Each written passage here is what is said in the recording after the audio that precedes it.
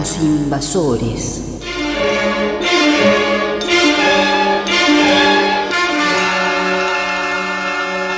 Bienvenidos, queridos amigos, a una nueva emisión de Los Invasores.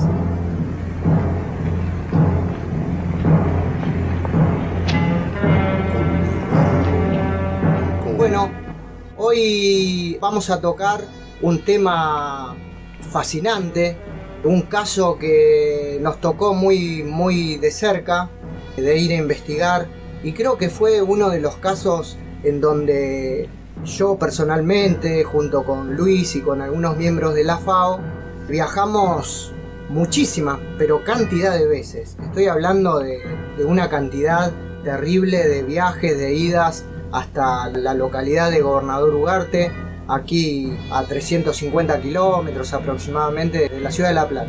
Y bueno, hoy vamos a hablar de lo que ocurrió en Ugarte, pero desde otra perspectiva, ¿sí? No vamos a hablar sobre el fenómeno humanoide de Ugarte, sino que vamos a hablar de aspectos diferentes, de cosas que ocurrieron, ciertas anomalías en tantas vigilias que hemos hecho en ese lugar.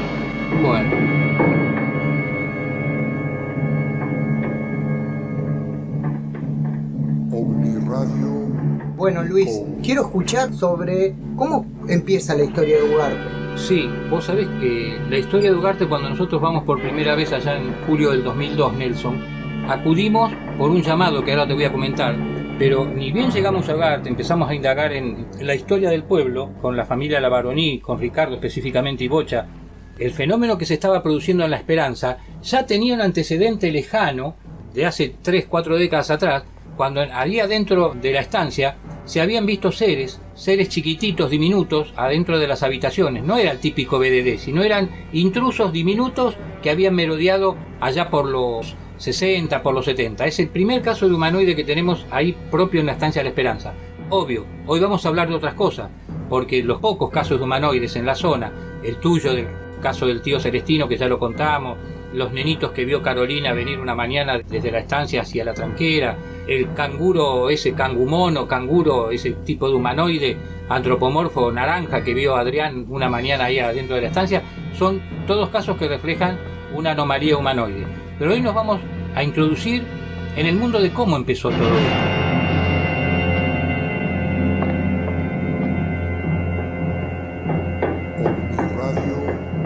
Una estancia que ya tenía también su folclore regional. Le vamos a recordar a la gente que, por ejemplo, adentro de la estancia hay un cementerio de animales, de perros y gatos, claro, es verdad. Que se ven las lápidas con los nombres. Aquí yace Pepito, muerto en circunstancias, etcétera, etcétera. Después, preguntando, para nosotros ya era algo muy tétrico. Exacto, encontrarse caminando por ahí en los jardines de la estancia y encontrarse con lápidas, tumbas, que digo, ¿qué? ¿Un cementerio acá dentro de la estancia?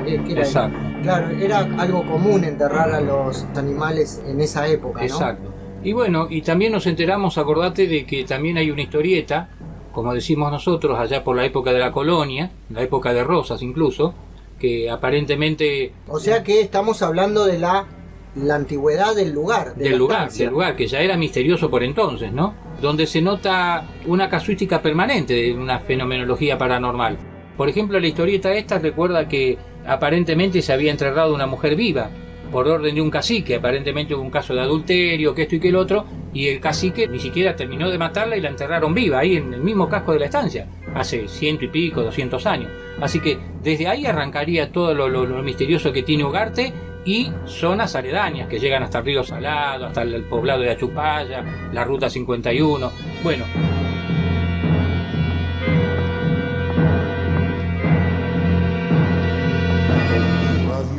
Nelson, vos sabés que cuando empezaron las mutilaciones allá en abril del 2002, entre todos los registros que fueron siempre del oeste bonaerense y lindando con La Pampa, había uno que estaba cercano. Nosotros buscábamos alguna mutilación cercana, Punta Indio, Chascomús, etcétera, para ir a investigarlo, porque era un fenómeno nuevo.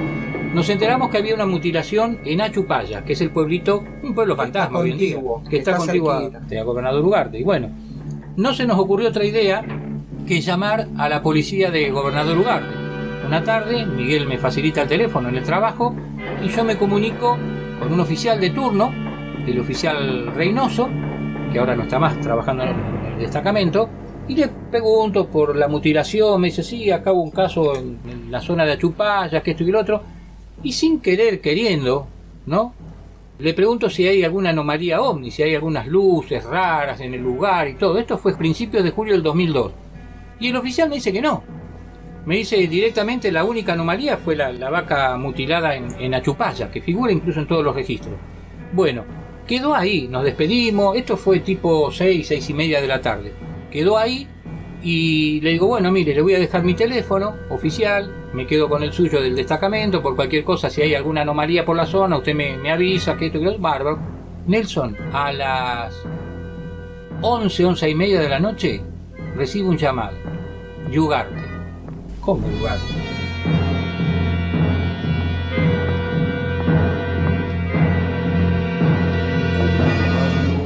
Señor Burgos, sí, el oficial Reynoso, ¿se acuerda que hablamos hoy a la tarde? Sí, usted no sabe lo que pasó.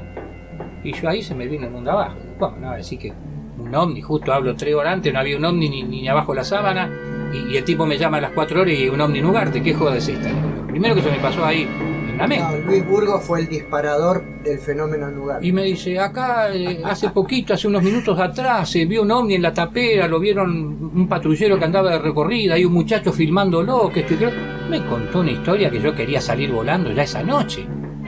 Bueno, reúna todos los datos, mañana lo vuelvo a amonestar, posiblemente en estos días vaya por allá, téngame al tanto. Estaba enloquecido yo, porque o fue una joda que le dijo el superior, vamos a hacerle una joda de este tipo, o es algo cierto. Pero vos mirá la casualidad, llamás por una mutilación que ya había ocurrido. Hasta ese día no había pasado nada, ni una luz mala en Ugarte. Qué increíble. A las 4 horas me llama el tipo que estaba el Omni Medallón, ese famoso Omni Medallón que está en los videos muy conocidos en las redes. Y ahí empieza la historia de Ugarte, de la familia Lavaroní, de nuestro contacto.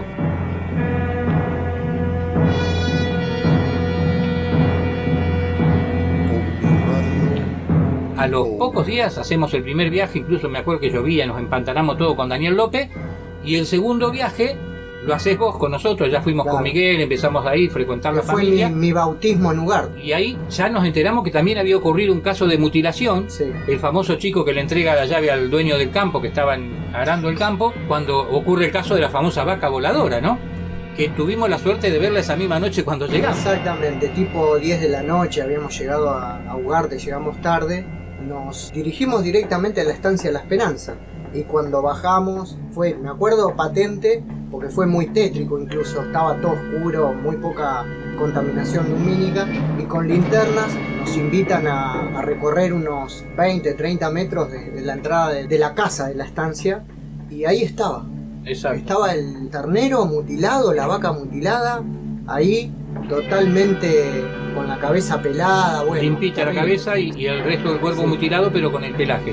Esa vaca había sido arrastrada por una luz, la llevaba una luz violácea, y el jovencito de Santa Fe, que lo vio a la madrugada, devolvió la llave y se fue del susto que tenía, porque dice, yo nunca vi una vaca volando. Bueno, fue esa la famosa vaca voladora que después distribuimos la foto por todas las redes.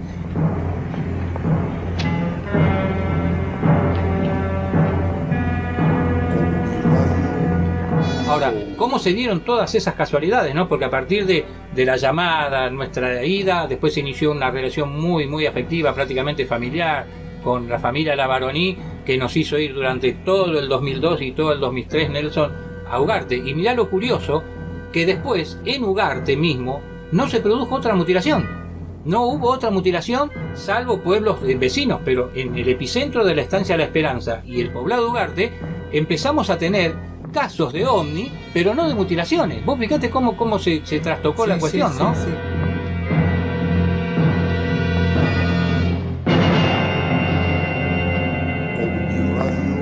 Así que bueno, eso era lo que yo te quería contar de la historia. Podríamos decir que el puntapié inicial de las luces de Ugarte fue esa mutilación, esa famosa mutilación que dio paso a otros eventos, otras anomalías, que después, bueno, incluso nosotros mismos pudimos comprobar, ¿no? Y volvemos a tener en punta la relación. Aparecen las luces y aparece la mutilación ahí en la estancia.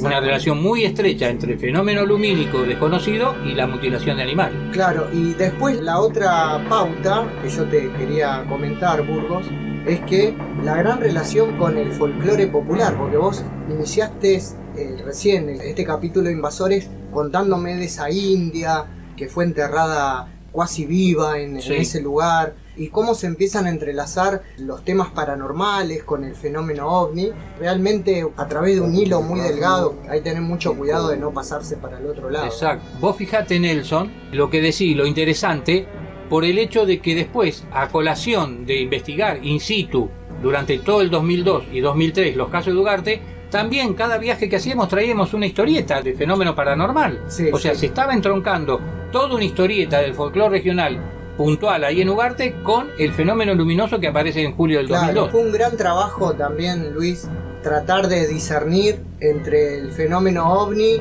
y el fenómeno paranormal y empezar a separar la paja del trigo. Exacto. ¿Por qué? Porque el común de la gente del pueblo era mezclar todo. Era mezclar la luz con el fantasma. Sí, el fantasma, la luz mala, el ovni. Exactamente. El aparecido. Entonces, el trabajo que hicimos, la verdad que fue magnífico, empezar a separar, y no solo a separar, sino que tratar de explicarle al testigo que esto es esto, aquello es aquello. También como una especie de formación, ¿no? Exacto. Eso estuvo muy bueno.